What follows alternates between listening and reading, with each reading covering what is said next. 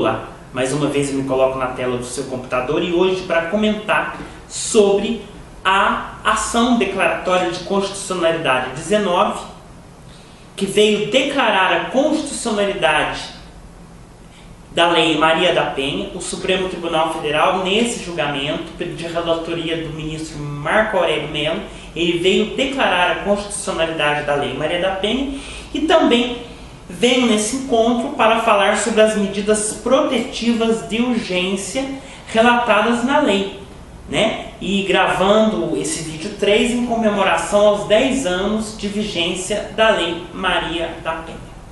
Então vamos ao comentário da ADC 19, né? De relatoria do ministro Marco Aurélio Mello. Essa ação que foi julgada procedente, né? A Presidência da República interpôs essa ação para que fosse declarada a constitucionalidade de alguns dispositivos da Lei Maria da Penha. E eu gostaria de falar, de ressaltar sobre o comentário, o voto, né, do ministro Marco Aurélio Mello. E ele diz em seu voto: para frear a violência doméstica, não se revela desproporcional ou ilegítimo o uso do sexo como critério de diferenciação. A mulher é eminentemente vulnerável quando se trata de constrangimentos físicos, morais e psicológicos sofridos em âmbito privado. Não há dúvida sobre o histórico de discriminação e sujeição por ela enfrentado na esfera afetiva. As agressões sofridas são significativamente maiores do que as que acontecem contra homens em situação similar. Além disso, mesmo quando homens eventualmente sofrem violência doméstica, a prática não decorre de fatores culturais e sociais e da usual diferença de força física entre os gêneros. Então, o ministro Marco Aurélio Mello, nessa parte do voto, ele quis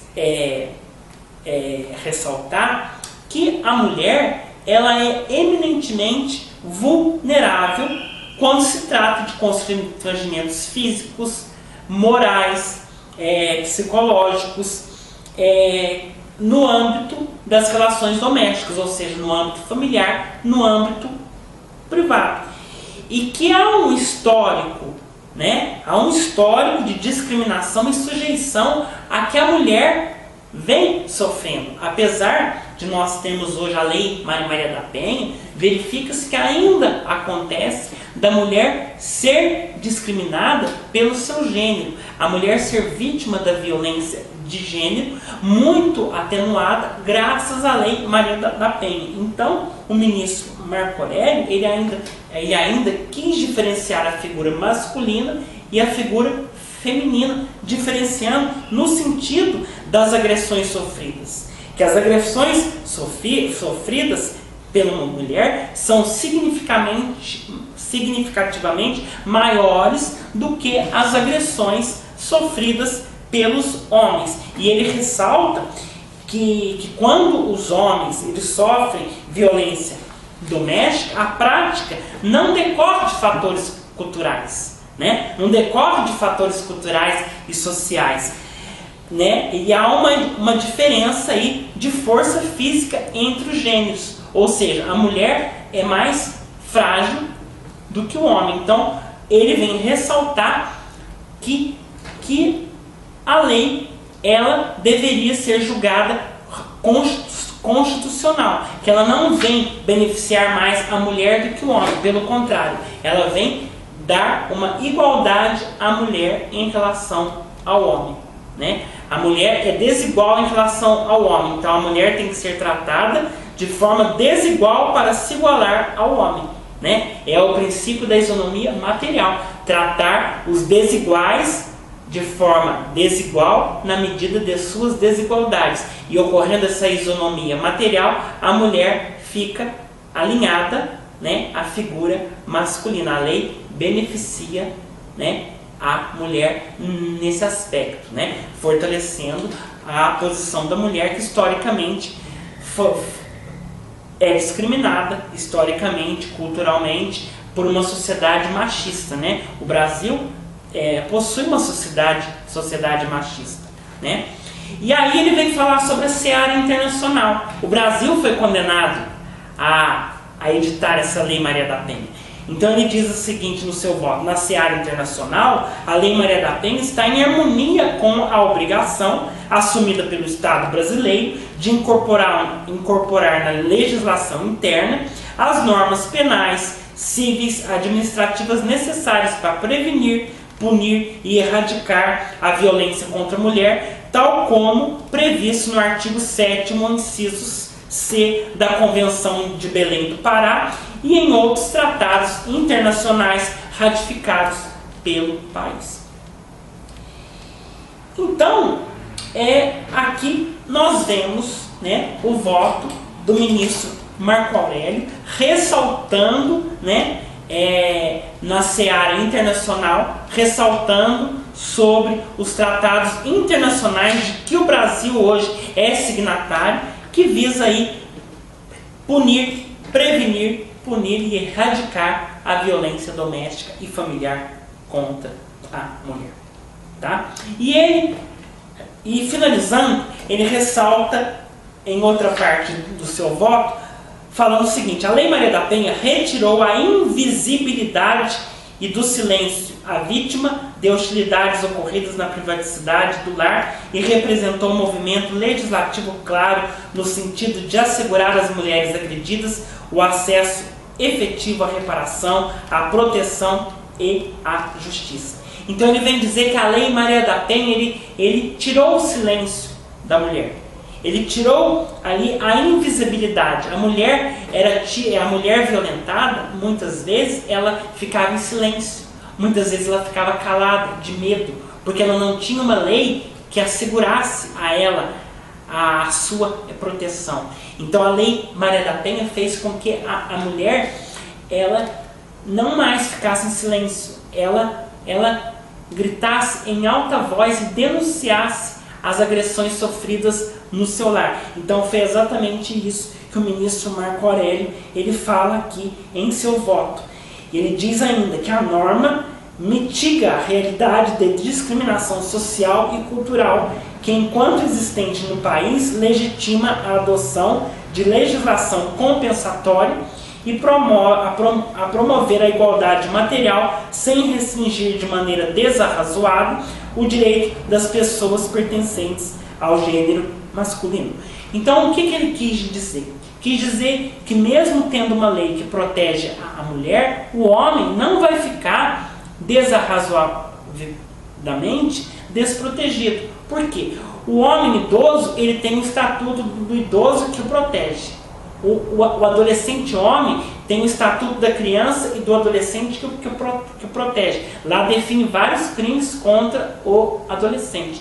E tem o próprio Código Penal, que é o ordenamento geral, né, que comanda, né, de forma geral, que prevê lá os crimes e as punições desses crimes. Então, a gente vê que há outros instrumentos, né, legais que protegem a figura do homem. Então, o homem não vai ficar de maneira nenhuma desprotegido de forma desarrazoada. Então, ele diz ainda que a dimensão objetiva dos direitos fundamentais, vale ressaltar, reclama providências na salvaguarda dos bens protegidos pela lei maior, quer materiais, quer jurídicos, sendo importante lembrar a proteção especial que merecem a família e todos os seus integrantes. Então, é isso. É isso que diz o voto, né, em resumo, do ministro Marco Aurélio, que foi seguido pelos outros ministros e por unanimidade se declarou constitucional a Lei Maria da Penha. Mas agora vamos às medidas protetivas de urgência. Nós temos aqui duas formas de medidas protetivas de urgência. As medidas protetivas de urgência são classificadas naquelas que obrigam o agressor, né, e naquelas que aquelas que visam diretamente a ofendida. As medidas medidas protetivas de urgência que obrigam o agressor, primeiro, o juiz ele vai obrigar o agressor, ou seja, ele vai suspender o posse e o porte de arma de fogo do agressor, né? Ele vai afastar do lar, domicílio ou local de convivência com o ofendido. Ele vai afastar o agressor desse lar, tá? E ele vai proibir que esse agressor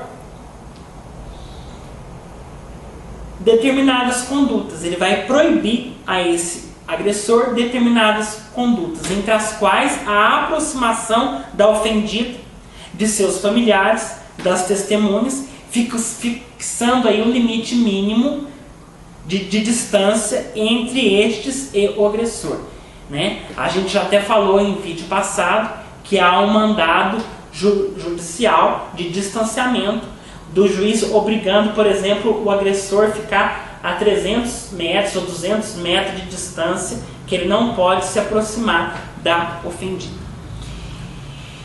Ele vai determinar que o agressor ele mantenha contato com a ofendida, seus familiares e testemunhas por qualquer meio de comunicação, ou seja, por telefone. O agressor não vai poder falar por telefone, por e-mail, mandar e-mail para sua ex-companheira que foi agredida, nada, não vai poder. O juiz ele vai proibir o agressor de frequentar determinados lugares a fim de preservar a integridade física e psicológica da ofendida. Ele vai restringir ou suspender as visitas aos dependentes menores. Só que ele vai ouvir, o juiz vai ouvir antes uma equipe multidisciplinar. Essa equipe multidisciplinar ela é formada por assistente social, psicólogos, né? Então ele vai ouvir uma equipe multidisciplinar. E ele vai obrigar também o agressor a prestar alimentos provisórios ou provisionais à ofendida para que ela possa, né, manter aí a sua subsistência, né? E quais as medidas de protetivas de urgência à ofendida, né?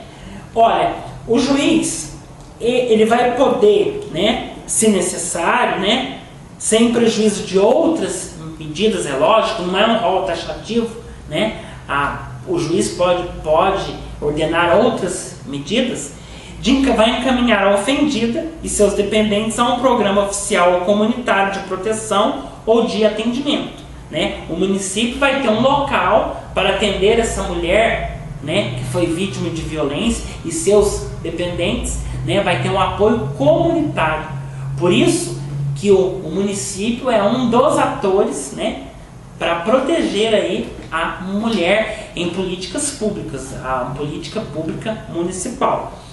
Ele vai determinar a recondução da ofendida e de seus dependentes ao respectivo domicílio após o afastamento do agressor, ou seja, o juiz ele determina o afastamento do agressor do lar e ele determina que a mulher volte, né, para o lar, para o seu lar, para a sua casa, tá? Ele vai determinar o afastamento da ofendida do lar sem prejuízo dos direitos, obviamente, relativos aos seus bens, à guarda dos filhos e aos alimentos. E ele vai determinar a separação de corpos entre agressor e ofendida. O juiz ele vai determinar essa separação de corpos. E aí vem o artigo 24 nos dizendo o seguinte, que para a proteção patrimonial, agora envolvendo o patrimônio, os bens, né, da sociedade conjugal ou daqueles de propriedade particular da mulher, o juiz poderá determinar liminarmente as seguintes medidas. Quando fala em liminarmente, fala agora nos novos institutos processuais do novo Código de Processo Civil, que seria a tutela de urgência, né, a tutela cautelar, né, as tutelas aí provisórias de urgência, que seriam a restituição dos bens indevidamente subtraídos pelo agressor à ofendida, a proibição temporária para a celebração de atos e contratos de compra e venda e locação de propriedade em comum, salvo expressa autorização judicial. Então, o juiz, quando houver bens imóveis comuns, o juiz ele vai impedir que esses bens eles sejam alugados, vai impedir que esses bens, né, sejam vendidos, né, mas essa proibição é temporária, até que a situação, né, se normalize entre agressor e ofendida. E terceiro, a suspensão de procurações conferidas pelo ofendido ao agressor. Muitas vezes o agressor coage, ameaça a mulher a outorgar procuração, talvez para transferir os bens para o agressor, para que esses bens sejam vendidos ou forçosamente, e aí o juiz ele vai suspender essas procurações, tá? que a ofendida outorgou ao agressor. E também temos a prestação de caução provisória mediante depósito judicial por perdas e danos materiais decorrentes da prática de violência doméstica e familiar contra a ofendida. O juiz ele vai fixar um valor para que o agressor pague para ressarcir a mulher em seu prejuízo patrimonial. E deverá o juiz, nesses casos que eu citei de procuração e de contrato de compra e venda ou de escritura, oficiar ao cartório de notas para que o cartório de notas fique ciente que essas procurações serão suspensas e que não poderá haver compra e venda desses imóveis por um período aí, tá? Para efetivar a proibição temporária de celebração de contratos e suspender as procurações, o juiz ele vai oficiar ao cartório competente para os fins aí previstos nesses incisos deste artigo. Então fica aí o comentário sobre a ação declaratória de constitucionalidade e sobre as medidas protetivas de urgência, né, em favor da mulher em situação de violência doméstica e familiar. Tá? Até o nosso próximo vídeo, que é o último vídeo da série em comemoração à Lei Maria da Penha. Continue acessando o nosso blog Articulando a Legalidade. Inscreva-se no nosso canal no YouTube. Até o nosso próximo encontro.